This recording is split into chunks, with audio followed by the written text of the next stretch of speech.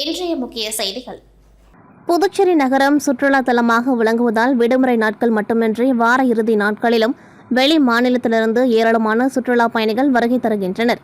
அவ்வாறு சுற்றுலா வரும் பயணிகள் புதுவை கடற்கரை அழகை ரசிப்பது மட்டுமின்றி சுண்ணாம்பாறு போட் ஹவுஸ் மற்றும் பல தனியார் நிறுவனங்கள் நடத்தும் போட் ஹவுஸ் சென்று படகு சவாரியில் ஈடுபடுகின்றனர். இந்நிலையில் தனியார் போட் ஹவுஸ் நிறுவனங்கள் சுற்றுலாத்துறையின் மூலம் முறைப்படி அனுமதி பெற்று நடத்தி வருகின்றனர்.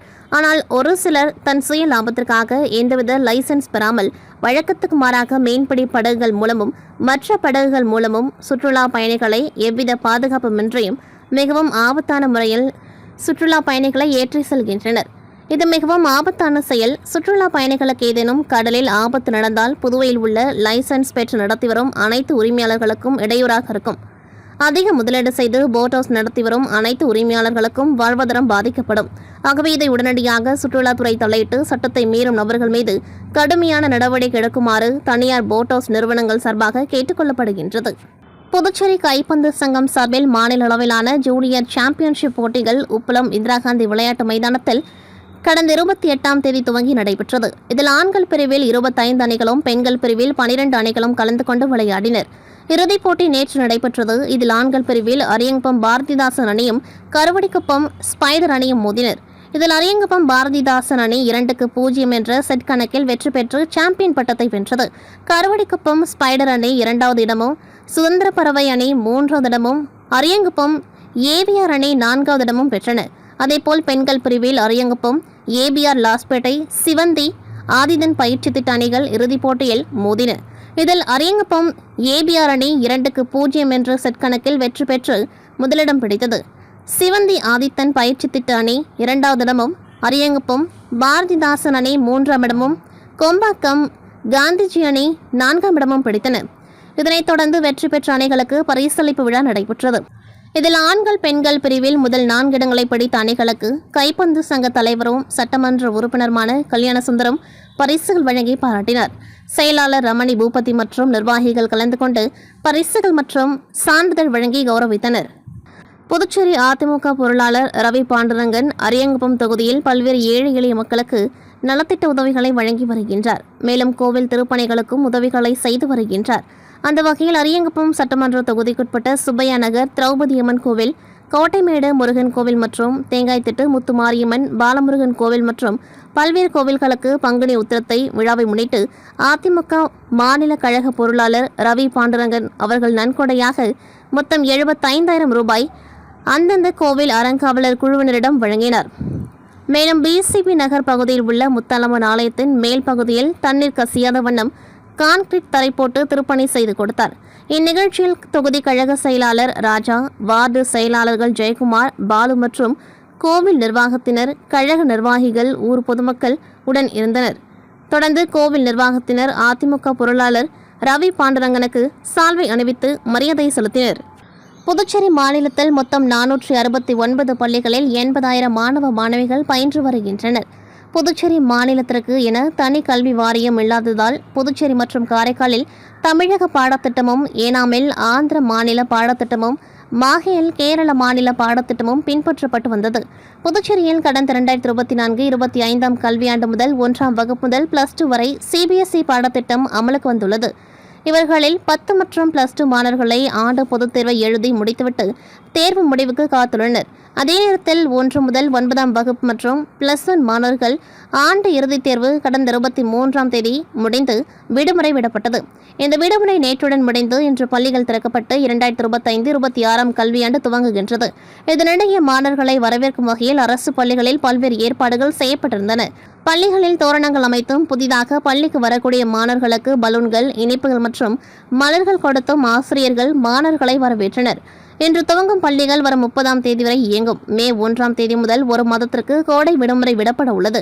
இதனிடையே அரசு பள்ளி மாணவர்களுக்கு இந்த ஆண்டு முதல் இலவச புத்தகப்பை மற்றும் காலணிகள் வழங்கப்பட உள்ளது குறிப்பிடத்தக்கது.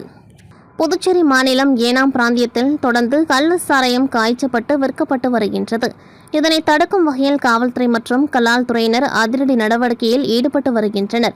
அதன்படி கள்ளச்சாராயம் காய்ச்சப்படும் இடங்கள் மற்றும் போலி மதுபானம் தயாரிக்கும் இடங்கள், விற்பனை செய்யும் பகுதிகள் குறித்து தீவிர விசாரணை நடத்தி வந்த நிலையில் போலி மதுபானங்கள் தயாரிப்பது மற்றும் கள்ளச்சாராயம் காய்ச்சி விற்பனை செய்யும் இடங்கள் குறித்து போலீசாருக்கு ரகசிய தகவல் கிடைத்ததை அடுத்து ஏனாம் போலீசார் சாவித்ரி நகர் மற்றும் அதனை சுற்றியுள்ள பல்வேறு இடங்களில் படகு மூலம் சென்று அதிரடி சோதனையில் ஈடுபட்டனர். புதுச்சேரி மாநில த்ரோபால் சம்மேளனம் மற்றும் இந்திய த்ரோபால் சம்மேளனம் இணைந்து 32வது தேசிய ஜூனியர் த்ரோபால் போட்டியை அரியூர் பகுதியில் உள்ள தனியார் பொறியியல் கல்லூரி மைதானத்தில் 2 நாட்கள் நடத்தினர். லீக் முறையில் நடைபெற்ற இப்போட்டியில் புதுச்சேரி, தமிழ்நாடு, கேரளா, ஆந்திரா, தெலுங்கானா, கர்நாடகா, மகாராஷ்டிரா, குஜராத் உள்ளிட்ட 23 மாநிலங்களில் இருந்து 43 அணிகளை சேர்ந்த 500க்கும் மேற்பட்ட வீரர் வீராங்கனைகள் பங்கேற்று தங்களது திறமைகளை வெளிப்படுத்தினர். இன்று நடைபெற்ற இறுதிப் போட்டியில் ஆண்கள் மற்றும் பெண்கள் பிரிவில் கர்நாடகா அணி முதலிடத்தையும் தமிழக அணி 2ஆம் இடத்தையும் பிடித்து கோப்பை வென்றனர். மேலும் வெற்றி பெற்ற அணிகளுக்கு த்ரோபால் சம்மேளனம் சார்பில் பரிசு மற்றும் சான்றிதழ்கள் வழங்கப்பட்டது. புதுச்சேரி மாநிலத்தில் நியூ பெத்தாங் அசோசியேஷன் அனுமதியோடு PV பெத்தாங் விளையாட்டுக் கழகம் பிச்சைவீரன்பேட் சார்பாக மாநில அளவிலான பெத்தாங் விளையாட்டுப் போட்டி நடைபெற்றது. போட்டியில் 300க்கும் மேற்பட்ட அணிகள் கலந்து கொண்டு தங்களின் திறமைகளை வெளிப்படுத்தினர். இறுதிப் போட்டி பிச்சைவீரன்பேட் விளையாட்டுத் திடலில் நடைபெற்றது. இதில் SMVC வினபா நகர் அணியும் CSP புதுச்சேரி அணியும் விளையாடியது. இதில் முதல் பரிசு CSP அணியும், 2ஆம் பரிசு SMVC ஆகிய அணியும் வெற்றி பெற்றது. இதன் பரிசளிப்பு விழா நடைபெற்றது. இதில் சிறப்பு விருந்தினராக கலந்து கொண்ட முன்னாள் MLA பாலன் முதலிடம் பிடித்த CSP அணிக்கு பரிசு கோப்பை மற்றும் பரிசுத் தொகை வழங்கினார். அதேபோல் 2ஆம் இடம் பிடித்த SMVC அணிக்கு சிறப்பு அழைப்பாளர், உழவர்கரை தொகுதியின் திமுக தொகுதி செயலாளர் கலிய கார்த்திகேயன் கலந்து கொண்டு 2ஆம் பரிசுக்கான கோப்பை மற்றும் ரொக்க பணத்தை வழங்கினார். 3வது பரிசினை உழவர்கரை தொகுதியின் விடுதலை சிறுத்தை கட்சியின் தொகுதி செயலாளர் தீந்தமிழன் வழங்கினார். 4வது பரிசினை தொழிலதிபர் கீதா வேலழகன் வழங்கினார்கள். 5வது பரிசினை அழகப்பன் மீனாட்சி வழங்கினார்கள். காலிறுதி சுற்றில் வெற்றி பெற்ற அணிகளுக்கு கார்வண்ணன் சுழற்கோப்பை வழங்கினார். காலிறுதி சுற்றுக்கு முந்தைய போட்டியில் வெற்றி பெற்ற அணிகளுக்கு அருள்நீதி கோப்பைகள் வழங்கினார். போட்டியை நியூ பெத்தாங் அசோசியேஷன் தலைவர், செயலாளர், பொருளாளர், ஒருங்கிணைப்பாளர் மற்றும் சங்க உறுப்பினர்களின் முன்னிலையில் PV பெத்தாங் விளையாட்டுக் கழகத்தின் தலைவர் ஸ்ரீனிவாச பெருமாள், செயலாளர் ராஜரத்தினம், பொருளாளர் லக்ஷ்மணன் மற்றும் சட்ட ஆலோசகர் முரளி உறுப்பினர்கள் சிறப்பாக நடத்தினர். இதில் பிச்சைவீரன்பேட் கிராமத்தின் கிராம பஞ்சாயத்து நிர்வாகிகள், இளைஞர்கள், விளையாட்டு வீரர்கள் என ஏராளமான பொதுமக்கள் கலந்து கொண்டார்கள். புதுச்சேரியில் மதுபான விலை குறைவு என்பதால் வார இறுதி நாட்களில் ஏராளமான சுற்றுலா பயணிகள் புதுச்சேரியில் குவிந்து வருகின்றனர். அது மட்டுமின்றி அரசு கலால் வருவாயை நம்பியுள்ளது. அதன்படி புதுச்சேரியில் மொத்தம் 391 மதுபான கடைகள் உள்ளது. இதில் FL1 எனப்படும் மொத்தம் மற்றும் சில்லறை விற்பனை மதுபான கடைகள் 40 உள்ளது. FL2 எனப்படும் சில்லறை மற்றும் உணவகத்துடன் கூடிய மதுபான கடைகள் 351 இயங்கி வருகின்றது.